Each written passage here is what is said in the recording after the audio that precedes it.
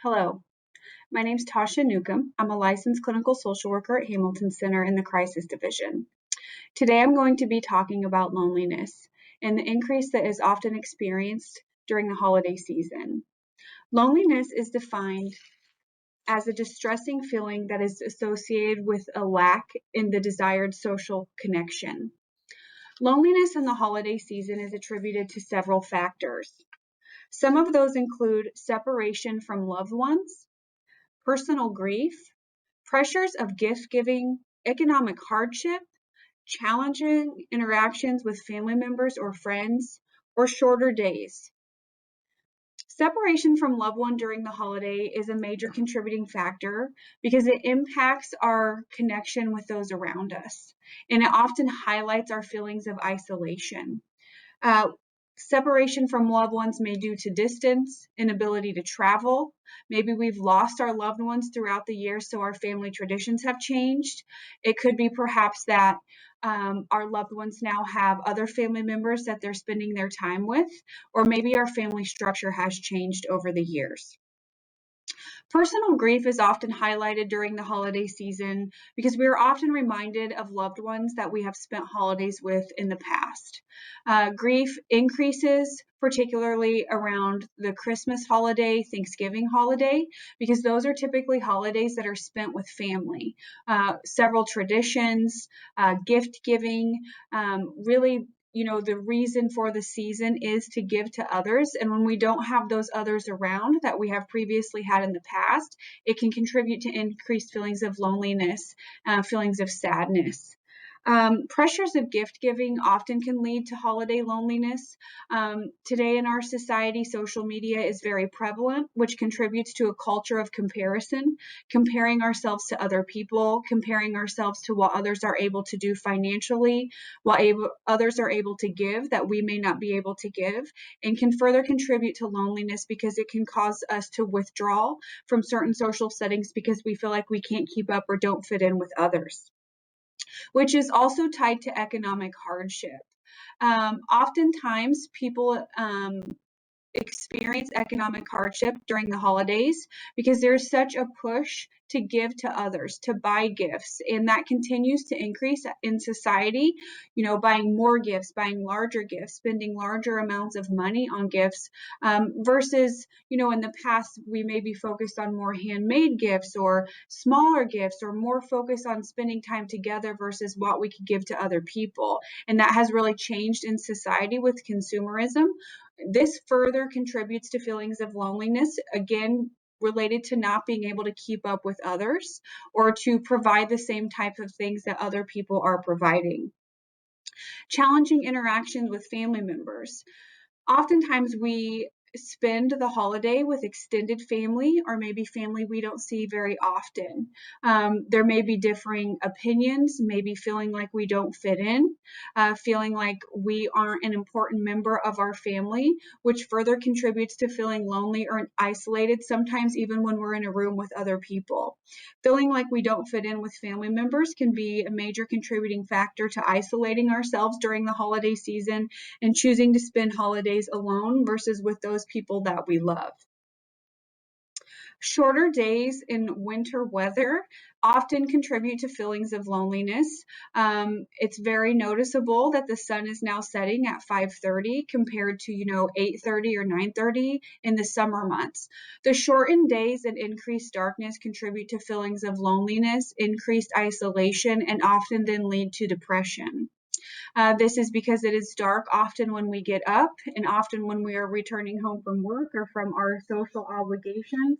Not a lot of sunlight. We know that loneliness, sadness, feelings of depression increases in darker settings. So when we have less sunlight, we have more loneliness, we have more depression.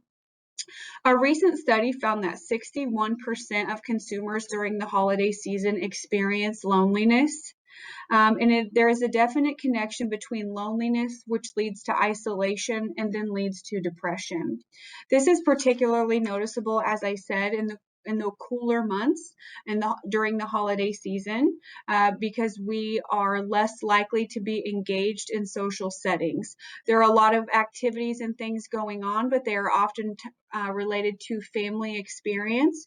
And for those of us who maybe don't have family, or maybe don't have family close to us, or maybe we don't have transportation, or we don't get around like we used to, we're not able to access some of those social gatherings that maybe we're able to access when it's a bit warmer, when we don't have winter weather to worry about, snow, ice, sleet, those things that make it unsafe for us to travel at times. These are all factors that contribute to people having to be home more, which then contributes to lack of social connection and lack of community collection and connection, and then further increases feelings of loneliness. There are some important things that we can do during the holiday season and during the winter months to help us feel more connected and help reduce feelings of loneliness, prevent isolation, and then subsequently prevent an increase in depression. One of the first things we can do is pay attention to our feelings. Do we notice that we're starting to feel unhappy? Do we notice that we are losing interest in things that we used to be interested in? Do we notice that maybe we would call somebody and we don't feel like calling that person? Maybe we feel like sleeping more or not getting out of bed.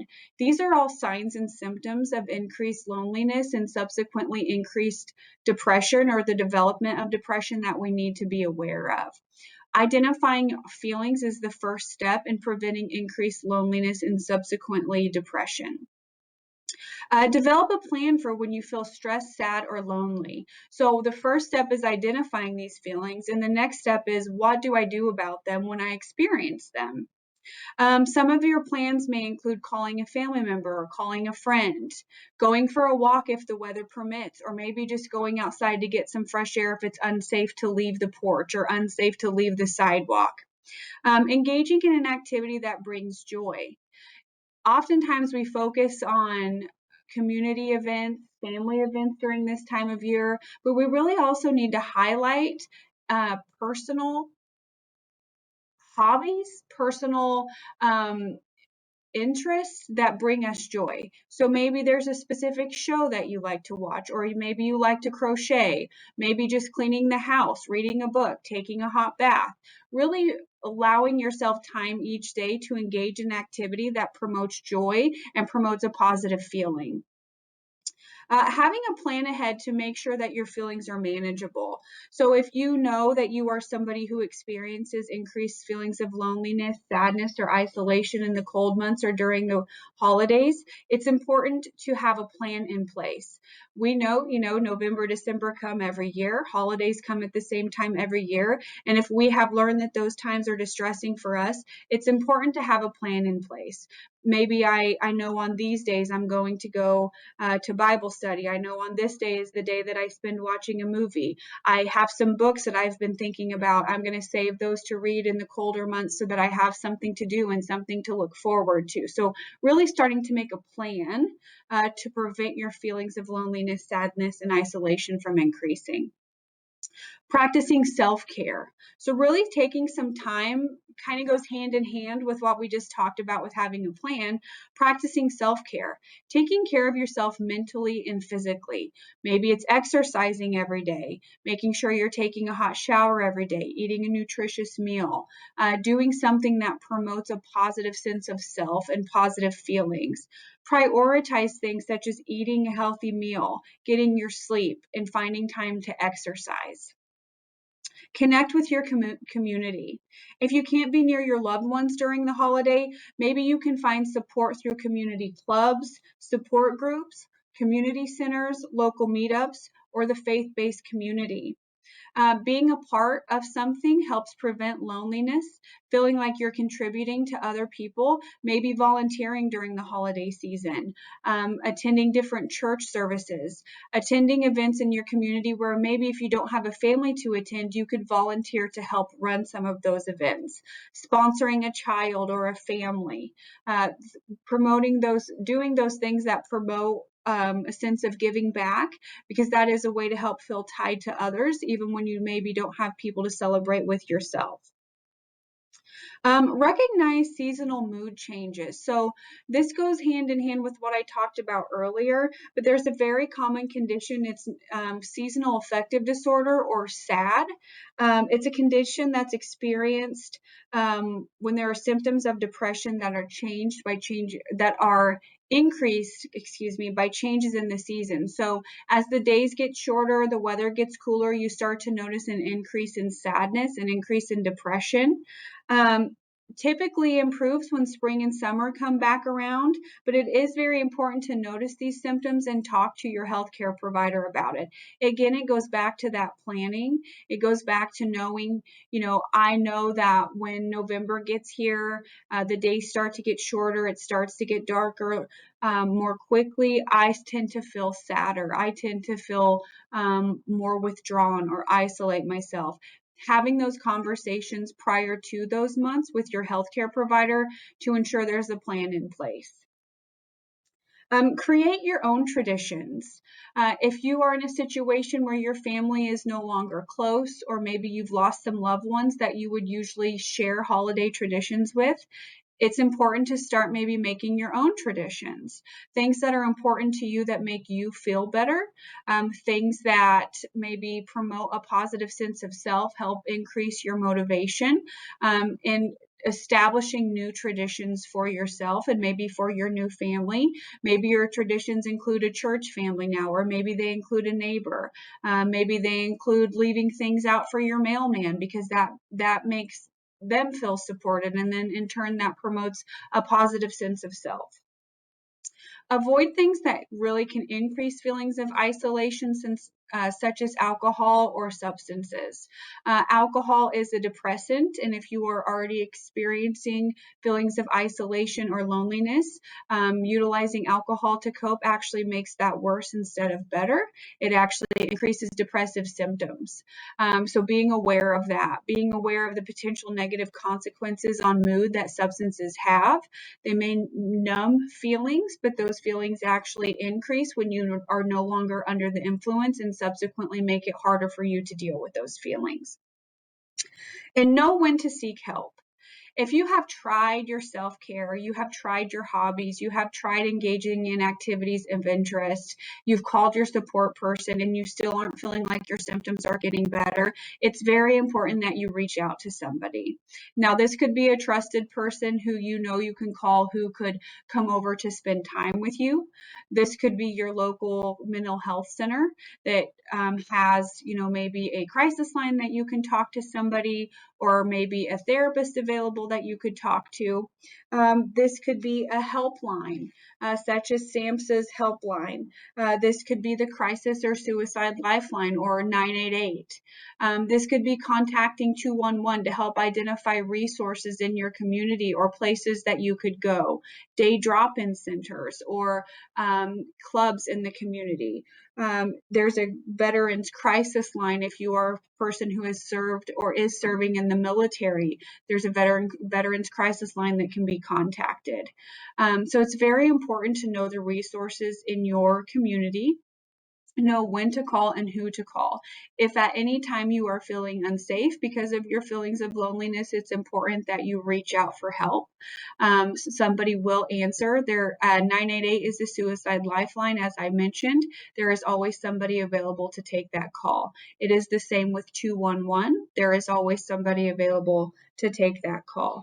Hamilton Center also has a 24-hour crisis line at 812-231-8204, and somebody will always answer that call. If you are in a rural community and you are unsure of your resources, 211 can help identify resources in your community and can even link you to those resources. 988 will do the same if you utilize that resource. Most importantly, it's important to pay attention to your feelings, pay attention to your thoughts, and contact somebody when you need to. Have a plan in place to help you deal with those thoughts and feelings. And really focus on taking care of yourself and not comparing to others. And people may be buying extravagant gifts or large amounts of gifts. What's normal for one person is not normal for another person. Comparing ourselves to others really does contribute to feelings of loneliness and disconnection. Please reach out if you need assistance. There is always somebody available to help. Wishing you a happy holiday season, a safe winter, and thank you for your time.